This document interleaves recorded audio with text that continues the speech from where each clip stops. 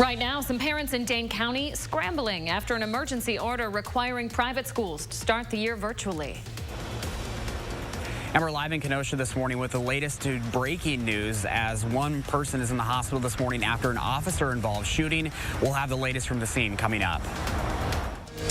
This is News 3 Now this morning. Thanks for tuning in, folks, and a good Monday morning to you. And we start with that breaking news out of Kenosha this morning. A man there in critical condition after being shot by police several times yesterday evening.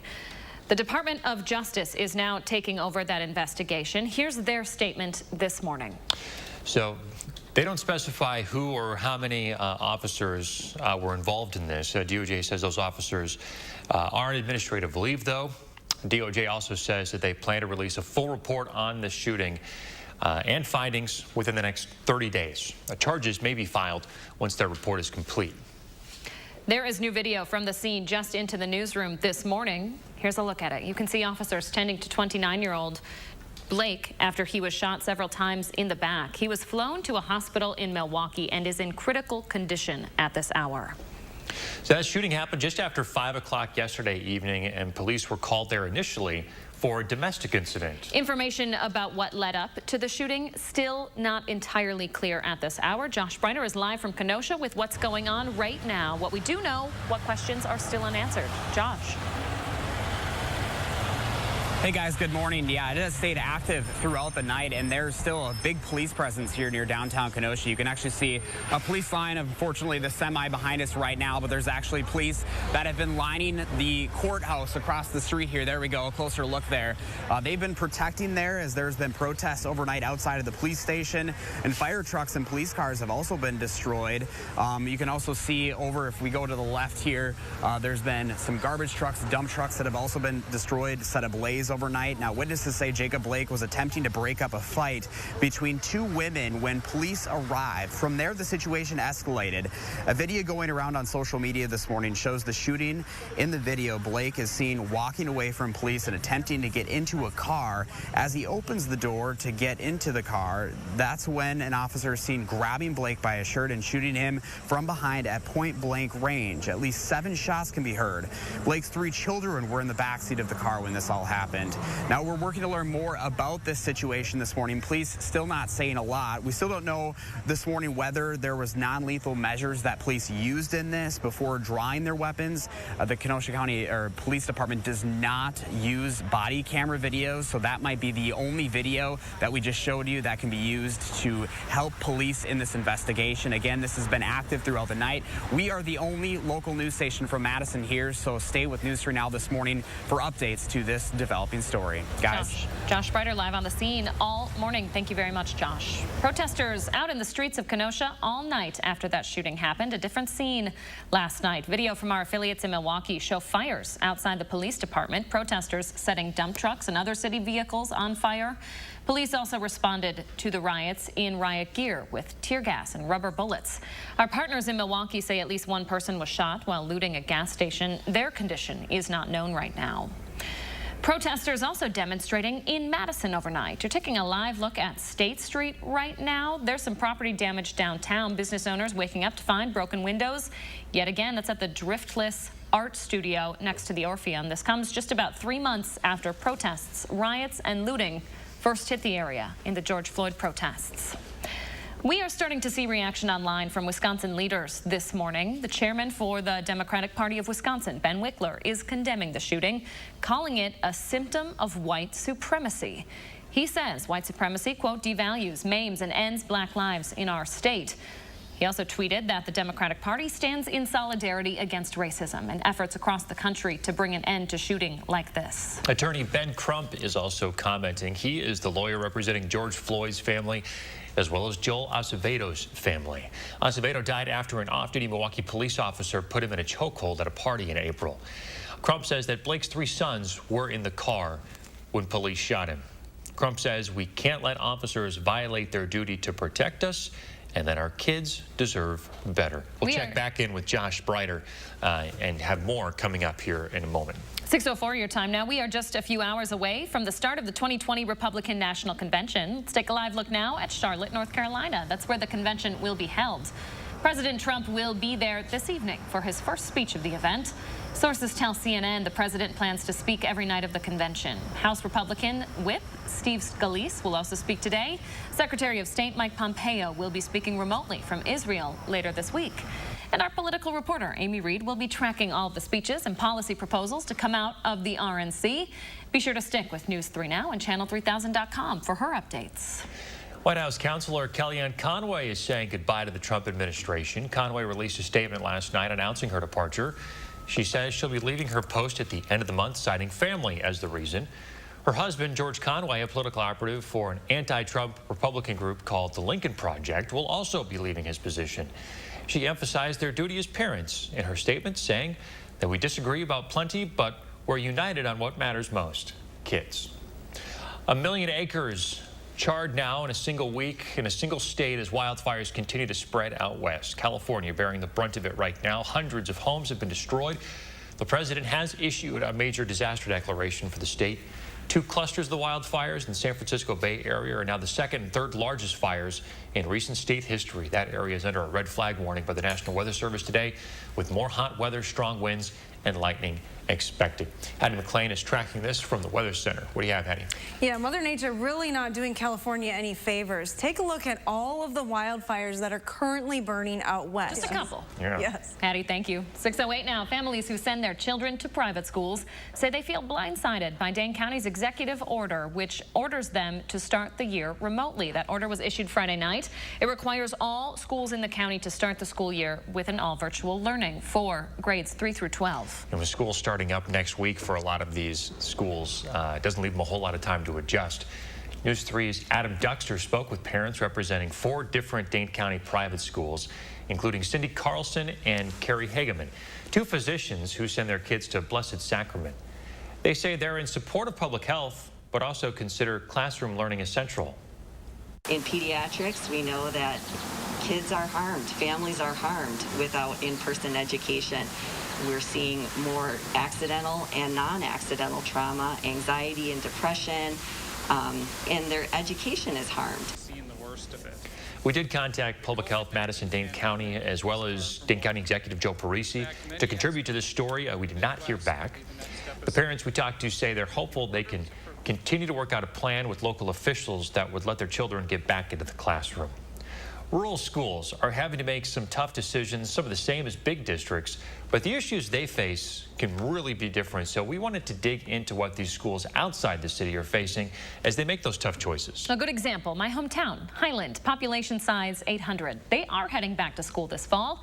We asked about the challenges they faced when the pandemic started last spring, what they learned from that, and the benefits to being small. We are continuing our conversation with Josh Terrell, principal of the Highland School District. I want to ask you if there were some challenges specific to being a small rural school district when it came to online learning last semester, and if you were to consider it again this semester. I think the biggest challenge for us is making sure everyone has enough technology as far as and then be able to use it well enough. A lot of our parents obviously are out at work, and especially our younger kids are at home, and they need someone to guide them since they can't be at school. So I think the biggest challenge is for our youngest elementary kids, using the technology, being able to communicate with their teachers on a regular basis, and then making sure we're moving them forward. It was probably our biggest challenge. And then when you get rural schools like this, you get obviously down in the country, you get areas where internet is a tough thing. So we're, reaching out. We're using different avenues, different things where we can get stuff to them so they can get better internet, so they can participate as much as any other kids. There have to be some benefits to being a small school. One of them, not the least of which, is being able to socially distance pretty easy with a smaller population. Yeah, that's one thing that we are blessed with. We're, with our rural school and as small as we are, we can get everyone back here that wants to be here. So we still have a virtual plan for any family that is uncomfortable and doesn't want to send their kids back in, which is perfectly understandable. So we'll have a plan for them. But any student that wants to come back, any parents that, want all their kids back, we're able to get them 6 feet apart in our classrooms. We're able to eat lunch here. We're still, try to do as whatever normal is anymore. We're still trying to do all that we can. So So Highland parents do have the option to keep their kids at home and go virtual. Of the 300 students enrolled, 18 did go that route. We will continue our conversation with Josh Terrell and the other folks at Highland on their return to school, specifically how the district plans on handling a potential outbreak of COVID-19. That's coming up in our next half hour. You know, one thing you may not think about is a lot of those districts are going to kind of test things out, you know, for the larger districts to see how things go, and they'll take larger districts, they'll take a cue off of how things went, say, in Highland for the first, you know, couple of months or so as they make their plans going forward. You know, and I don't want to call it a luxury, but they do have that option of spreading students out. So while we were in Highland, we got to see how they will handle lunch, as Josh was talking about, just spreading it out throughout the hallways. And those smaller class sizes just make all of the difference when it comes to social distancing. So it will be interesting to see how it goes. When you have those smaller class sizes and the space, and you can spread those desks out and you can limit hallway traffic, those are just things that some bigger districts can't do. So a lot of parents are holding their breath right now. Very different down there. All right, coming up, new treatment for the coronavirus, getting approval from the president and the FDA. What we know about convalescent plasma. Also, Josh Sprider is at the scene in Kenosha, where police shot a black man in the back last night. We will check in with him on the unrest happening in the Kenosha area, and we'll give you a look at some of the damage in Madison. That's ahead on News 3 Now this morning. All right, we're continuing to develop this situation in Kenosha this morning after police shot a black man in the back yesterday evening. Yeah, we have the latest from the scene this morning. Josh Sprider live in Kenosha, working to get more answers. Good morning, Josh. Good morning, guys. Yeah, nearly 12 hours later, the scene is still very active here in Kenosha. Now, the scene is actually 2 miles away from here, but we're in front of the courthouse and county jail right now, where you can see police lining the streets protecting this after protests happening throughout the night. If we zoom in past this police line, you can actually see a dump truck in the background that was set ablaze overnight, which has been pretty well destroyed. This is a scene that we've seen across much of this area as the police had tried to block off many of these areas. That's when the protesters stepped in and set a lot of this stuff ablaze. This is what we know so far. Police were originally called for a domestic incident last night just before 5. The Kenosha Police Department does not wear body cameras, so the video online may be the only record of what happened. Witnesses say Blake was trying to break up a fight between two women when police arrived, and from there the situation escalated. A video going around on social media this morning captured the shooting. We're stopping that video just before the shots were fired. Blake's 3 children were in the back seat of the car when this all happened. Community leaders say this shooting is just an example of why that needs to change. I'm praying for that family regardless of the situation. But what happened here tonight highlights that we need body cameras for not just our sheriff's deputies, but our city police department as well. Again, there's still a lot we don't know this morning, including what non-lethal measures police may have tried to use before drawing their weapons. Back out here live in Kenosha this morning, again, this scene is still very active. A lot of media outlets lining the streets here. We are the only local Madison station here bringing you updates throughout the morning. We are working to learn more details, and we'll bring you the very latest as soon as they become available. Guys? All right, Josh, the curfew in Kenosha County goes until 7 o'clock this morning. Do you see anybody out there? I mean, is there any reason to have, you know, from your vantage point, a line of officers there in front of that building? You know, from our vantage point, there aren't a ton of people. I can see some over to my right over there, kind of back behind where these garbage trucks and also dump trucks have been. I don't see a lot of people. There may be maybe a dozen over there. We have seen a lot of passerbys at least driving by the scene here to check it out. Even when we came into town this morning, you could see it seemed a little bit more traffic than what you'd typically see on a Monday morning. But we'll continue following this. Again, that curfew goes until 7 o'clock. We'll bring you any updates as they come in. Sounds good, Josh. Thanks. We'll check in soon. Madison police are investigating shots fired overnight. It happened around 1 o'clock in the morning on Stein Avenue near Highstead Park. Police say they received multiple calls reporting the shots and found multiple shell casings at the scene. Police say 2 houses and 2 cars were hit. There were people in the homes that were hit. Bullets struck close to sleeping residents, but no one was hurt. Police say they found at least 12 bullet holes. They currently have no suspects and the investigation continues. President Trump announcing a new emergency use authorization from the FDA. This EAU will allow doctors to use convalescent plasma for the treatment of COVID-19. The announcement comes after White House officials suggested the FDA was delaying approval of a vaccine and therapeutics to hurt the president's re-election campaign.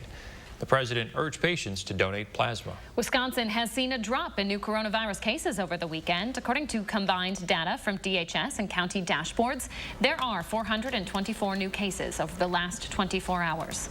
That's a significant decrease from Saturday's number of new cases, which was over 800. 7 more people have died from complications from the virus, bringing the state's death number to 1,090. 6:19 right now. Meteorologist Aaron White now joining us for an in-depth look at the tropical activity happening in the Gulf Coast. Good morning, Aaron. Is the big story. Aaron keeping an eye on it for us. Thank you very much, Aaron. Coming up, we are breaking down the unique challenges and benefits to being a rural school as classes resume this fall. Also ahead, we're live from Kenosha this morning with the latest on an officer-involved shooting of a black man overnight. We're going to have the latest from police and also witnesses from the scene. You're watching News 3 Now this morning. We thank you for that, and we'll be right back. We're back at 6:24. We're giving away a Green Mountain Grill from Recreational Concepts in Oregon this week, and we want to see what you are grilling up. Check this one out. Couple of birds here, some corn, some ears of corn. Just hanging out. Those birds look thoroughly seasoned, don't they? They look tasty. What is that, Don't rosemary? Big fan of that. We want to see what you're grilling up. Take a peek, take a picture, send it our way. Go to channel3000.com/what'sgrillin' and submit that photo from your own backyard barbecue. Then you'll be entered for a chance to win that grill, again, from Recreational Concepts in Oregon. We are going to announce a winner tomorrow morning. I'm excited for that, giving away a beautiful new grill. Jealous I don't have the option. Mother Nature turning on its oven. It's going to be warming up quite substantially here in the next few days. That is true, yeah. Take a look at the sunrise that we have this morning.